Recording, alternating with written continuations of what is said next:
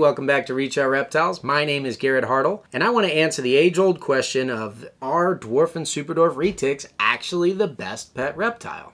The answer is yes. But actually, let me give you my top 5 reasons why. Top 5 is a thing I see popular YouTubers like Clint's Reptiles do, even though he only rates them at a, what was it, like a 3.6 or something? Crazy. Yeah, 3.6. It's ridiculous. It was pretty ridiculous. The coolest thing about Superdwarfs is just what good companions they make. There's not a lot of snakes that are like that. Because they have this apex predator background, they have a confidence that comes with that just makes them unbothered by you. Very rarely are they defensive, especially if you get a little baby and raise it up and form that relationship with them over time. They're super curious. They always want to explore. They want to see what's going on. They hear you coming, they're right up on the glass like, hey boss, what's going on? Can I come out today? You got some food for me? What's up? And they just want to be a part of your activities. They're curious as to what you're up to. They love to get out, explore, find new environments, experience new people. You find them using perches and hides and climbing ropes and things like that continuously. So if you really want to build like a giant display cage, they'll use every inch of it. I mean, even my camera guy can tell you half the time when we're filming, these guys are like, what's this? You know, and they just cruise right up towards the camera and gotta check it out. All right, so after personality, probably one of my favorite things about the Superdwarfs is actually their food response. Now, this is something that I would warn keepers who are first time into retics. I tell them just be aware, follow these few safety rules, make sure that you're paying attention to what your animal says to you. If you have them in kind of food mode and you offer them a wooden spoon, they'll eat it. I don't know, I don't have to tell you about it. Thomas, just roll the tape.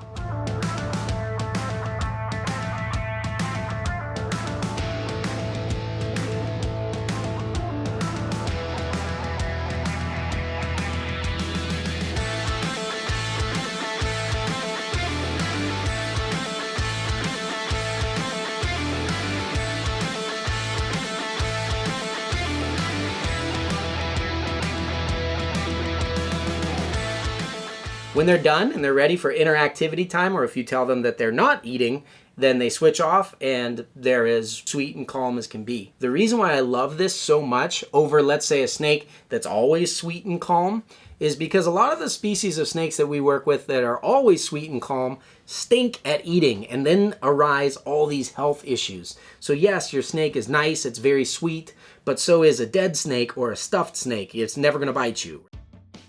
Okay, another reason why they're awesome for captivity is they have so many different color varieties and patterns, whether they are different localities, the animals coming from different islands have different appearances, or all the different morphs and colors that they have.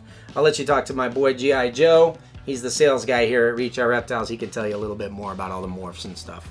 What's up, guys? I'm Joe. What I love is how much you can customize Superdwarfs. The ability to not only play with their color, mutations, but also like their size, right? So you can take everything that the Mainland Retics have, which is the largest snake in the world, and put it into something that's the size of like a bull snake. If you like something like this, an ultra ivory with super just jet black eyes and then no pattern, you got everything right here. You got that color that just fades in and out right down to the tail. But it's a patternless snake. You can get this in a big package or you can get it in a tiny package, just like that. Sticking with patternless, got something like this Motley GC, super dark, super cool head stamp, and that silver eyes. When you get it in the sunlight, it has the iridescence that's crazy. Platinum marble, you see a lot more color, a lot more gold, and a little bit more pattern, right? The marble is very chaotic and it's all over the place, and then the platinum cleans it up a little bit. Another baby snake right here, so it's an Annery tiger. You get all this contrast and it's crazy. It's like looking at something that's black and white, and the older it gets, the more it comes out. It becomes another one of those snakes that is a really good ambassador because people look at it and they say, you know what, this is gorgeous. I don't have as much fear of it. And that's one of the other things that I really like about Superdwarfs, is because they're like, okay, it's tiny and it's pretty, and people are more likely to touch stuff that they normally wouldn't if it is tiny and it's pretty. This is an Annery Sunfire, taking away a lot of that red out of there, and this is a sub-adult right here. I mean, this is what, 3 years old? So, and what's really cool with this is it came out with a completely kind of different pattern mutation. It should have been a normal and have that wild type look just without the reds, And then it comes out with this crazy back pattern and just these super nice rosettes. A lot of animals, obviously, in nature are gonna blend in with their surroundings. Every now and again, you get something called albinism. So it's a sunfire purple albino. Albinism just makes this bright, bright, super yellow. This is an amazing contrast in color, right? With these deep purples and this bright, super bright yellow. Speaking of unnatural colors, these next few snakes are gonna be much different. This is our Mochino. If you really wanna get more in depth on it, right, check this video out up here. You will be able to see what we call the zombie snow because it looks so much different. Another form of albinism, you get these super dark, dark browns where that purple was on the last one. This is where you're gonna get those dark browns, and you keep those white sides. Color to contrast, black to white, big to small. You can have everything in a super dwarf that you want. And these guys will be the best pet that you ever got. Another reason that these things are so awesome is they're still relatively unheard of. Everyone will talk about how they would love to have a retic. Usually either ends one of two ways. A, they get one and they realize that a mainland is too much for them and they get rid of it. Or B, they take the more responsible choice and just don't get a retic. But when they find out that you can get reticulated pythons basically in any size you want, from something that's the size of like a small carpet python all the way up, it's an absolute game changer. Because of that, the industry is growing for all the reasons that we've mentioned, and so the market on them is great. That can be a good or a bad thing. Probably the biggest problem is people misrepresenting them. And so because of that, there is so much room to get in. If you do want to be breeding reptiles, it's an amazing opportunity because there is just so much more demand than supply of legitimate good bloodlines of dwarf and super dwarf retics in captivity.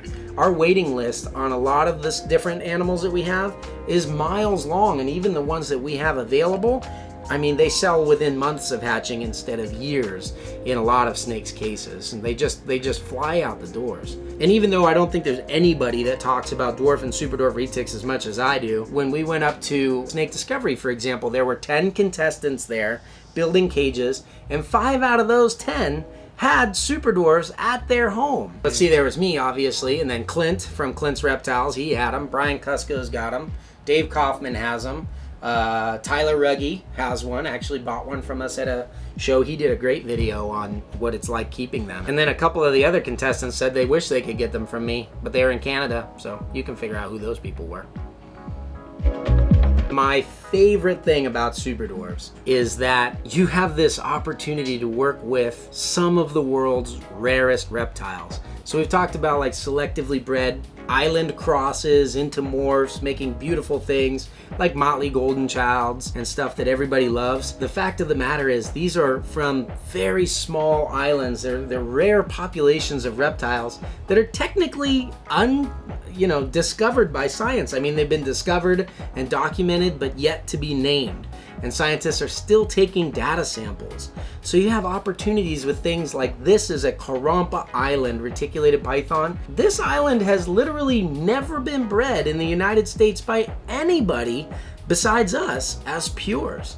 And so you have the opportunity to work with animals that are absolutely breathtaking, exactly the way they come in the wild, that very few people ever have the opportunity to see. They're remote islands nobody goes to, and hopefully someday even participate in some kind of a conservation effort, even if it's nothing more than reducing demand on wild populations by captive breeding them as the perfect snake for a pet in captivity. Boy, she is pretty. She's all fired up today. Oh, that's the other thing, they change colors. Anyways, guys, thanks for sticking around. That was the worst outro ever. Why That not? was the You could just lamest throw it one on. sentence. I think from Thanks for sticking around. Thanks for sticking around.